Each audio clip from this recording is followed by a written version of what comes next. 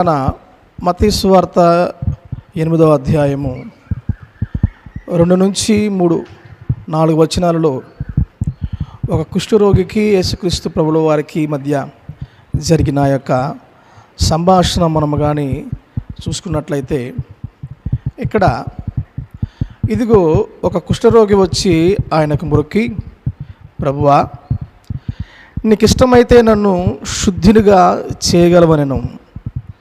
యేసు చేయి చాపి వానిని ముట్టిని, నాకు ఇష్టమే, నీవు శుద్ధుడవు కమ్మని చెప్పెను. వెంటనే వాని కుష్ఠరోగము శుద్ధి ఆయను. అప్పుడు ఆయన, నీవు వెళ్ళి యాజకునికి నీ దేహమును కనపరుచుకొని మోషే నియమించిన కానుక సమర్పించమని వానితో చెప్పినట్లుగా మనకి లేఖన భాగంలో కనబడుతూ ఉంది. అవును, మనం చూసుకున్నట్లయితే ఈ మత్తయి సువార్త 8వ అధ్యాయము 2-3 వచనాలలో నిరీక్షణ లేని చోట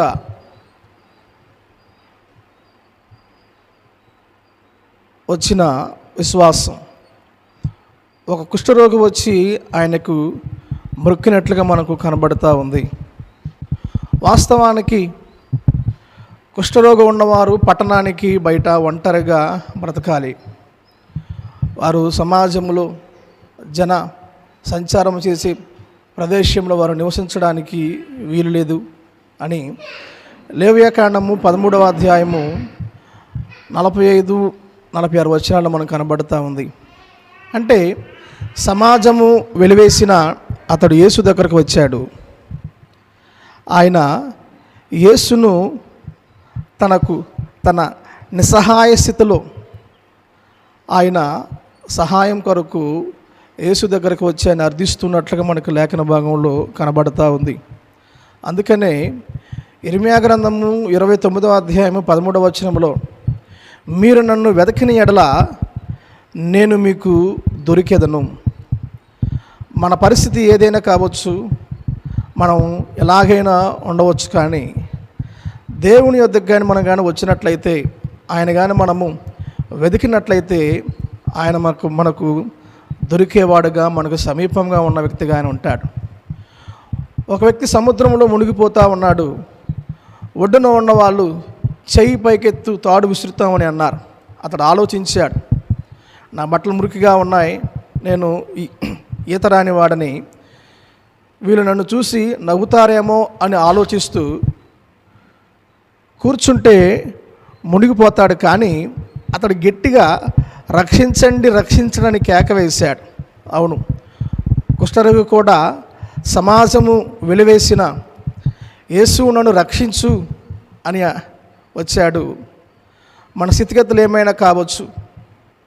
ఒకవేళ మన పరిస్థితిని చూసి మనము దూరంగా సిగ్గుపడి మనం ఉండకుండా, రోమీయులకు రాసిన పత్రిక 10వ అధ్యాయం 13వ వచనం ప్రకారము దేవుని యొద్దకు కానీ మనం వచ్చినట్లయితే, దేవుని మనము సహాయం కొరకు కానీ మనం అడిగినట్లయితే, మనం ఆరాధిస్తున్న దేవుడు తన యొద్దకు వచ్చేవారని ఎవ్వరిని కూడా ఆయన త్రోసివేసే దేవుడు కాదు. తన కృపను, తన ప్రేమను ప్రతి ఒక్కరికి ఆయన అనుగ్రహించే దేవుడుగా ఉన్నాడు అన్న విషయాన్ని మనము గమనించవలసిన వారమై ఉన్నాం.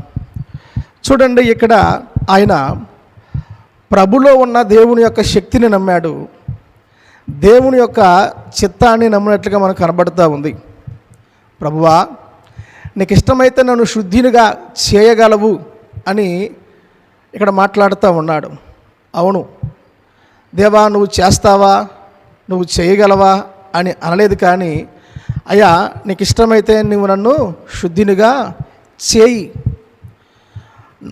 నమ్మువానికి సమస్తము సాధ్యమే అని మార్కు సువార్త 9వ అధ్యాయం 23వ వచనం చెప్పినట్ల ప్రకారముగా ఆయన చిత్తానుసారంగా మనం ఏదైనాను ఆయనని అడిగిన ఎడల ఆయన మన మనవి ఆలకించును అని 1 యోహాను పత్రిక 5వ అధ్యాయం 14వ వచనములో రాయబడినట్లుగా దేవుని యొక్క శక్తిని, ఆయన చిత్తాన్ని నమ్మి ఆయనకు మనము ప్రార్థించేవారముగా ఉండాలి. అవును, ప్రభునందు ప్రియమైన దేవుని బిడ్డలారా, ఒక డాక్టర్ దగ్గరికి ఒక చిన్న పిల్లవాడు వెళ్ళి, అయ్యా నాకు చేయి విరిగింది, వాడు నీవు నా చేయిని మీరు బాగు చేయగలరా అని అడగడు. కానీ వాడికి తెలుసు డాక్టర్ వానికి తన చేయికి సరైన వైద్యము చేయగలడని నమ్ముతాడు.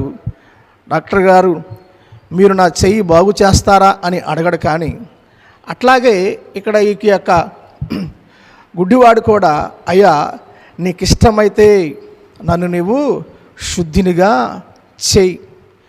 కుష్ఠరోగి యేసులో ఉన్న శక్తిని ఆయన అనుమానించలేదు, ఆయన చేయగలడు అని నమ్మిన వ్యక్తిగా మనకు కనబడతా ఉన్నాడు.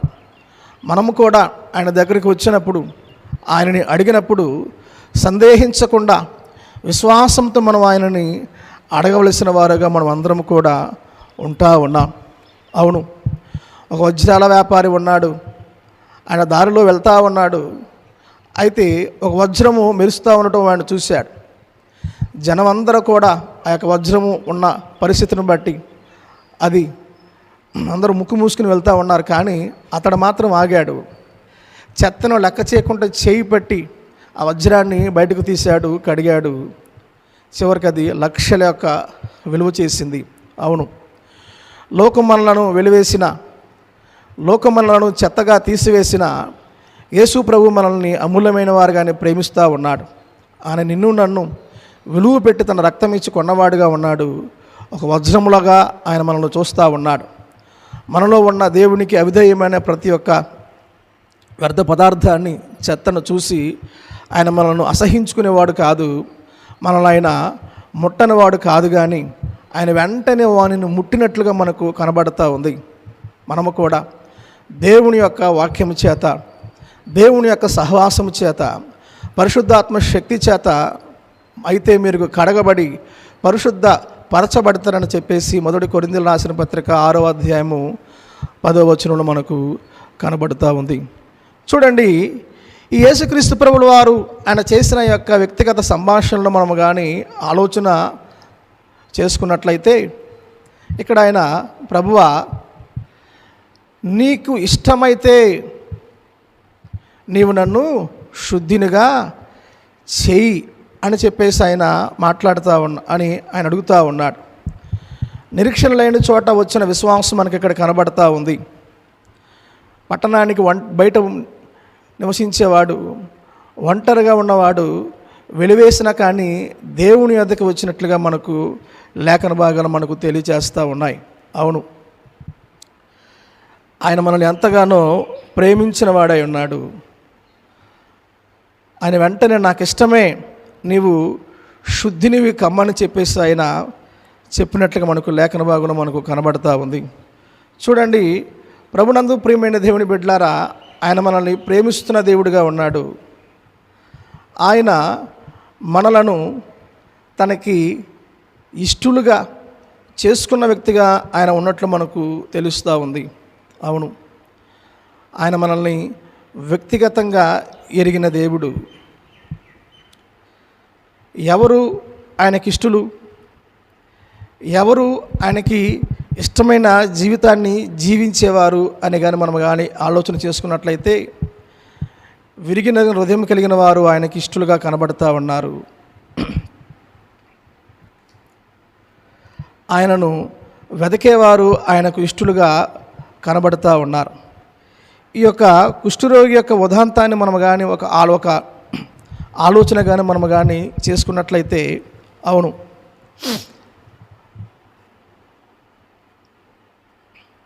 ప్రభువా ఆయన ప్రేమ మనకి ఇక్కడ కనబడుతూ ఉంది. ఆయన చేయి చాపి ఆయనను ముట్టినట్లుగా మనకి లేఖన భాగంలో మనకు కనిపిస్తూ ఉంది. చూడండి, ఆయన వెంటనే ఏమన్నాడండి, అతను శుద్ధి చేసినట్లుగా, వాడు శుద్ధి పొందినట్లుగా కనబడుతూ ఉంది. యేసు కేవలం శుద్ధుడు కమ్మని మాత్రమే చెప్పలేదు, కానీ ఏమండి ఆయన వెంటనే ఆయనను చూసి ఆయన ఎడల కనికరపడి ఆయనను ముట్టి ఆయనను బాగు చేసిన వాడుగా ఉన్నాడు. కాబట్టి ఇక్కడ మనం చూసుకున్నట్లయితే ప్రభువైన యేసుక్రీస్తు ప్రభువుల వారు ఆయన మనతో మాట్లాడుతున్న మాట, ఈ వ్యక్తి ఆయన దగ్గరికి వచ్చాడు, ఆయనకు మొక్కినవాడుగా ఉన్నాడు, ఆయనను అడిగినవాడుగా ఉన్నాడు. వెంటనే యేసుక్రీస్తు ప్రభుల వారు ఆయనతో మాట్లాడిన వాడుగా ఉన్నాడు, ఆయనను బాగు చేసిన వాడుగా ఉన్నాడు. అవును, ప్రభు యొక్క నామమును బట్టి ప్రార్థన చేయు ప్రతివాడు కూడా రక్షించబడతాడని చెప్పేసి రోమీయులకు రాసిన పత్రిక 10వ అధ్యాయము 13వ వచనంలో మనకు స్పష్టంగా కనబడతా ఉంది.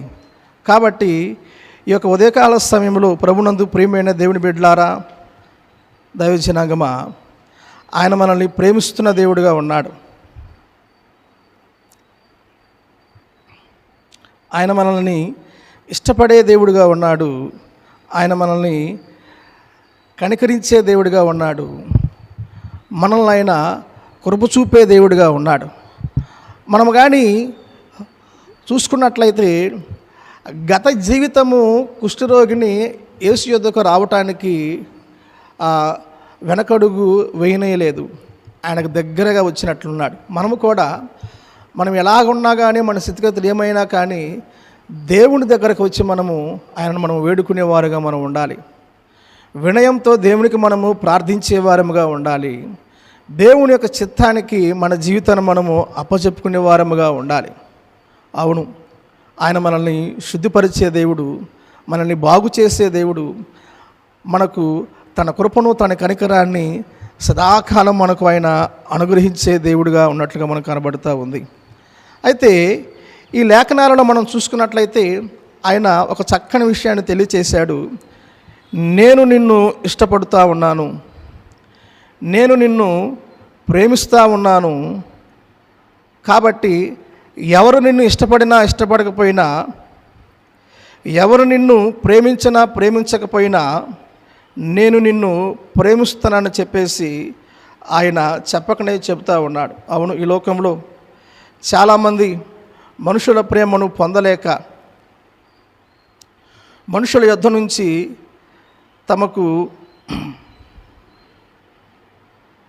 కావలసినవి ఆదరణ పొందలేక అనేక మంది నేను ఒంటరినని, నాకు ఎవరు లేరని, నన్ను ప్రేమించేవారు లేరని చెప్పేసి ఎందరో తమ హృదయాలలో కలతను ఒంటరితనాన్ని కలిగేవారుగా ఉంటారు. కానీ ఆయన మనం ఎలాగా ఉన్నా కానీ మనలుగా ప్రేమించిన దేవుడు.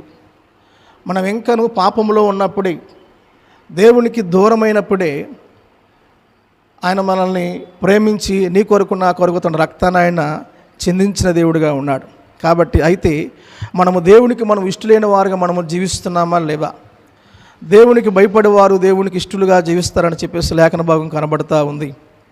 విశ్వాసం లేకుండా దేవునికి ఇష్టలై ఉన్నట్టు అసాధ్యమని చెప్పేసి లేఖనాలు మనకు తెలియచేస్తూ ఉన్నాయి.